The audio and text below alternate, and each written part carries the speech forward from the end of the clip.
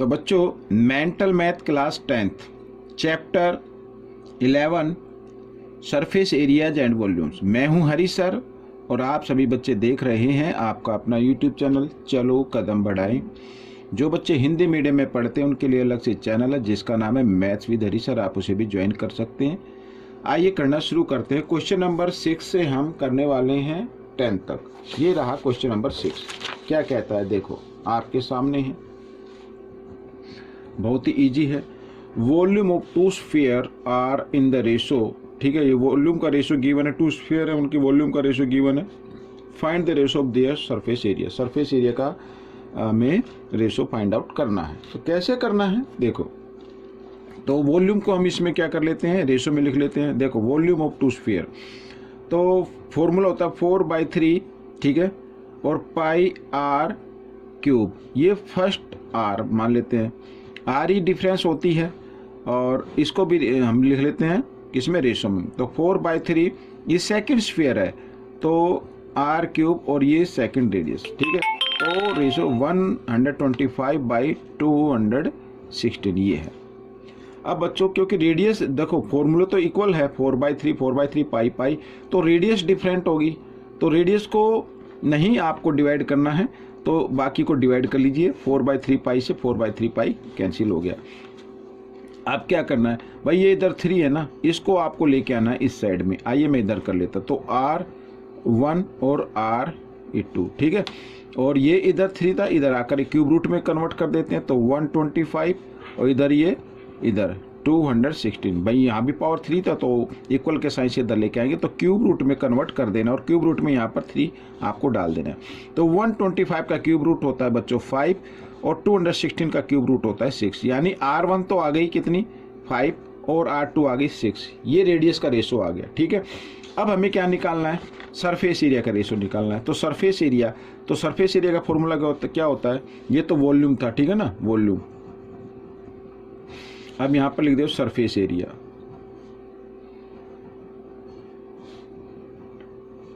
Areas, ठीक है। तो इसको भी हमें क्या करना है, रेशो में लिखना है।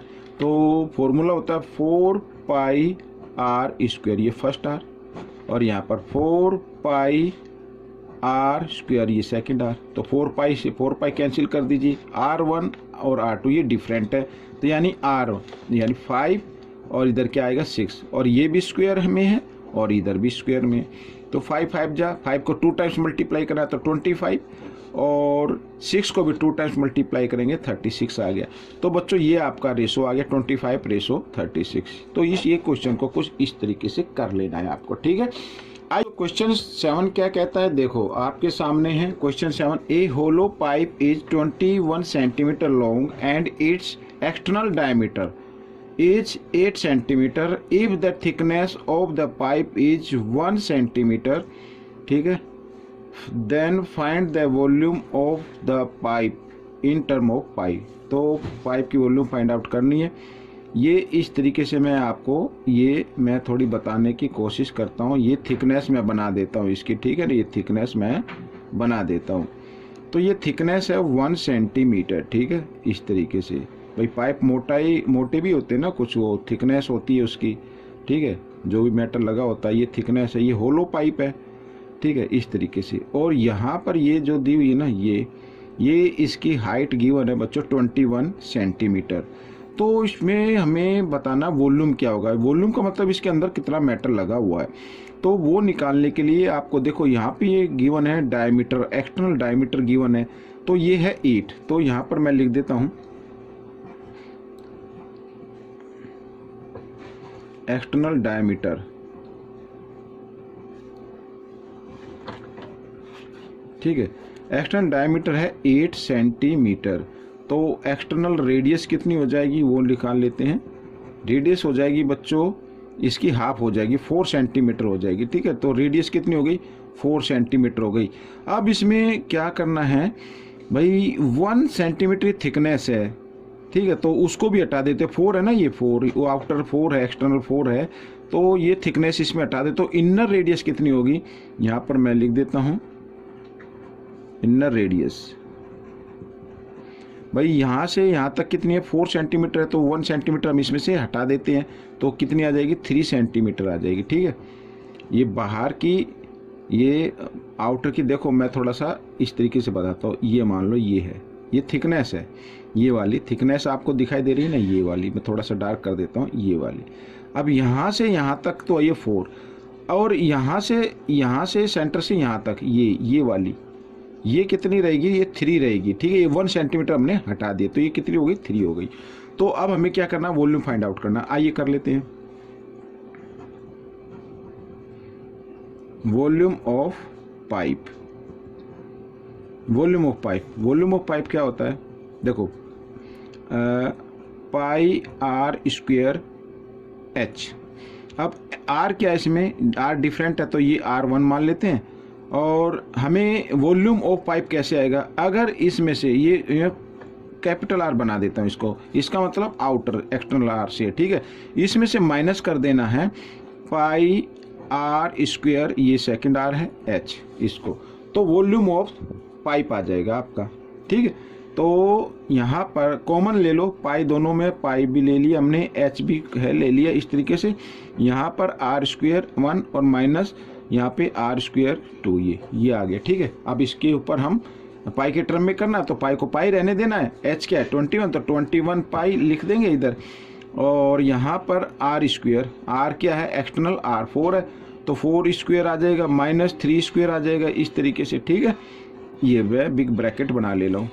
तो 21 पाई 4 का 2 टाइम्स मल्टीप्लाई करेंगे 16, और माइनस 3 को 2 टाइम्स किया 9 आ गया। ठीक है, 16 में से 9 माइनस करो, 21 पाई और इंटू यहाँ पर आ जाएगा 7। ठीक है, तो 21 7 जा 147 होता है पाई, और ये क्यूब सेंटीमीटर, ये आपकी वॉल्यूम आ गई बच्चों। इतना मतलब उसके अंदर मेटल लगा हुआ है, तो ये आपका आंसर निकल गया। ठीक है, अब हम करेंगे क्वेश्चन नंबर 8।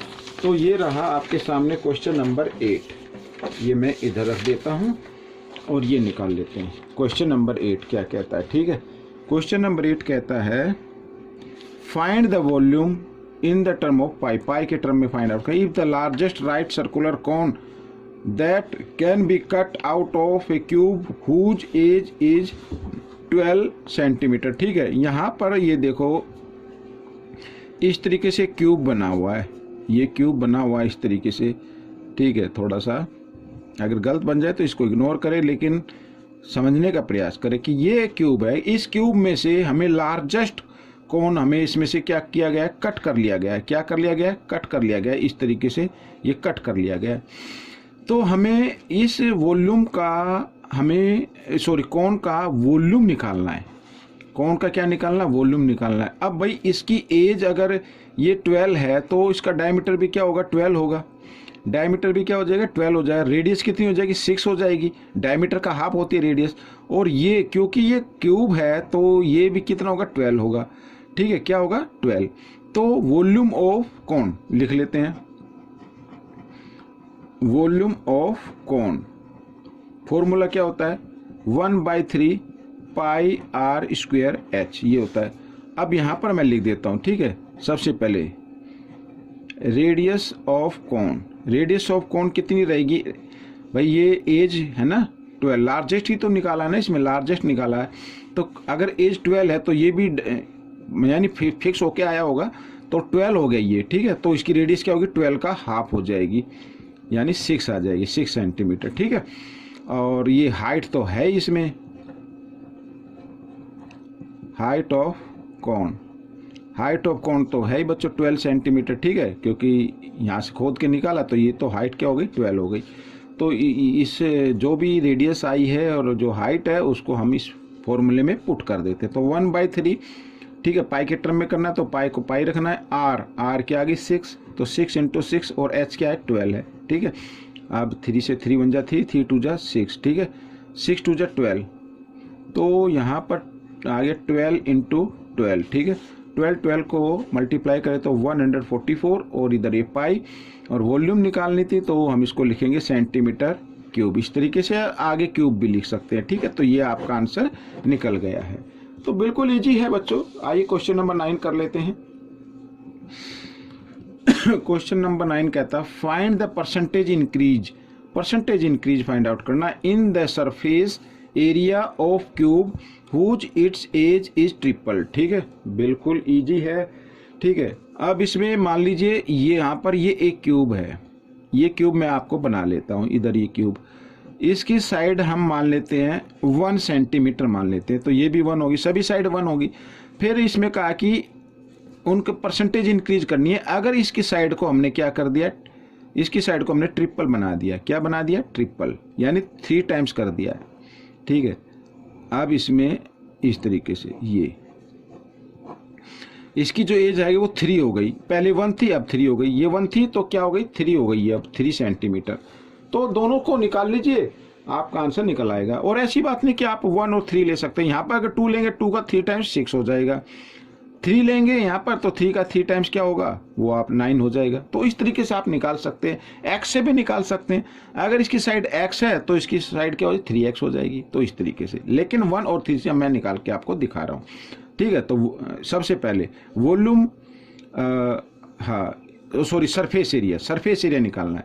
ठीक है, सरफेस एरिया, तो surface area of first cube, यहाँ पर surface area of first cube.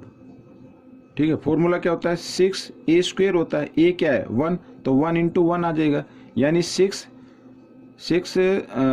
Centimetre है, नहीं है तो इसमें यूनिट लिख देते हैं। ठीक है, यूनिट स्क्वायर, ये आ गया। अब सेकंड का निकाल लेते हैं, surface area of second cube. तो सेकंड क्यूब का क्या होगा 6 × 3 × 3। ठीक है, ये होगा, तो 3 3 जा 9, 9 6 जा 54, तो 54 यूनिट स्क्वायर, ये आ गया। अब पूछा कितनी इंक्रीजमेंट हो गई। अब इंक्रीज कितनी हो गई भाई, ये 6 है, ये 54 है, ये 6 है, 6 से 54 कितना इंक्रीज हो गया, तो माइनस कर लीजिए, इंक्रीज लिख लेते हैं। इंक्रीज कितनी हो गई, तो 54 में से 6 माइनस करेंगे तो 48 आ जाएगा, तो 48 इंक्रीज हो गई। अब इंक्रीज परसेंट निकालना है, इंक्रीज परसेंट, तो इंक्रीज को लिखना है ऊपर। ठीक है, और किस में इंक्रीज हुई भाई 6 में हुई ना, 6 में। इस फर्स्ट का जो क्यूब था, ये जो फर्स्ट क्यूब है, इसकी 1 सेंटीमीटर साइड थी, तो इसी में इंक्रीज की ना 3, तो इसका मतलब जो फर्स्ट का एरिया आएगा उसको हमें लिखना है नीचे इस तरीके से। और परसेंटेज फाइंड आउट करने के लिए कर देना 100% से मल्टीप्लाई। तो आइए 6 1 जा 6, 6 8 जा 48, तो 100% को 8 से करेंगे तो कितना आ जाएगा 800% आ जाएगा बच्चों। ये तो परसेंटेज में आ गया आपका आंसर। अगर पूछा जाए कितने टाइम्स इंक्रीज हो जाएगा, तो 6 9 जा 9 पे आता ना 54, तो 9 टाइम्स। अगर मान लीजिए एग्जाम में परसेंटेज नहीं दिया हो, पूछा जाए कितने टाइम्स इंक्रीज हो जाएगा, तो फिर हो जाएगा 9 टाइम्स। ये 6 है और ये 54 है, तो 6 9 जा 54 होता है, तो 9 टाइम्स हो जाएगा। ठीक है, तो ये आपका आंसर निकल गया। आइए करते हैं क्वेश्चन नंबर 10। ये रहा आपके सामने क्वेश्चन नंबर 10। ठीक है, क्या कहता है देखो,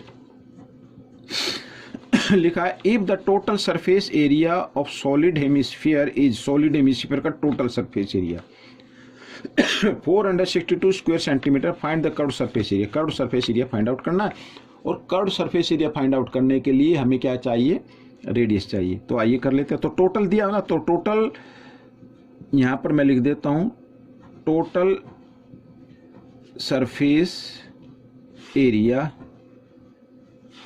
ऑफ हेमिस्फीयर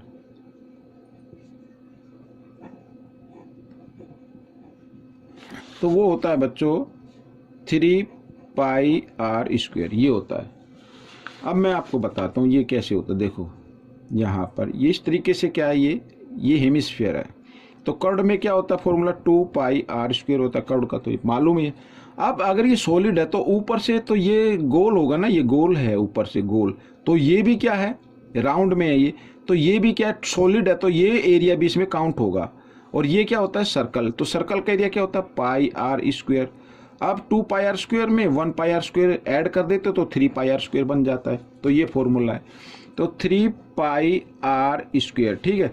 और हमें जो दिया हुआ है वो ये दिया हुआ है 462, ठीक है। तो दोनों को क्या कर देना है, इक्वल रख देना है। अब देखो भाई 3 पाई की जगह पाई की वैल्यू और आर हमें फाइंड आउट करनी है, तभी तो हम इसको कर पाएंगे, ठीक है। तो आर को यहीं पे छोड़ते हैं, आर इक्वल, ठीक है, 462 और यहाँ पर 7 किस में है, डिवाइड में है, इधर आकर मल्टीप्लाई में हो जाएगा और ये सभी क्या है इधर मल्टीप्लाई में, तो इधर आकर ये हम इसको डिवाइड में कर देते हैं। तो 3 से आइए डिवाइड कर लेते हैं, 3 से 3 1 जा 3, 1 बच गया, 5 3 5 जा 15, 3 4 जा ये आ गया, ठीक है 12।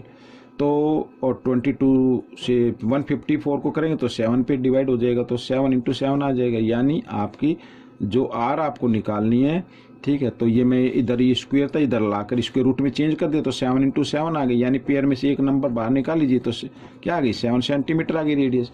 अब हमें क्या करना है, अब हमें निकालना है तो कर्व सरफेस एरिया। तो कर्व सरफेस एरिया का फॉर्मूला क्या होता है, या मैं लिख देता हूँ,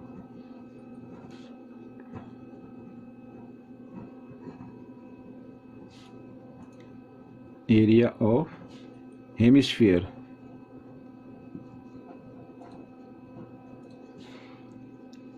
ये होता है बच्चों 2 पाई आर स्क्वायर, ठीक है।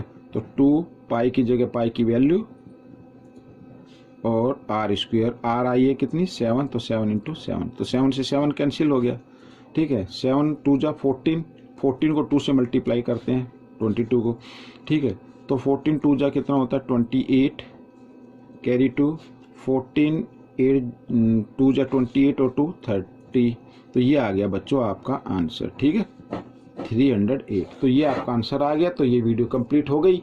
आपको ये वीडियो कैसी लगी मुझे ज़रूर बताएं और इसमें से सीखकर दूसरे बच्चों को ज़रूर सिखाना है। मिलेंगे नेक्स्ट पार्ट में, टिल देन थैंक यू।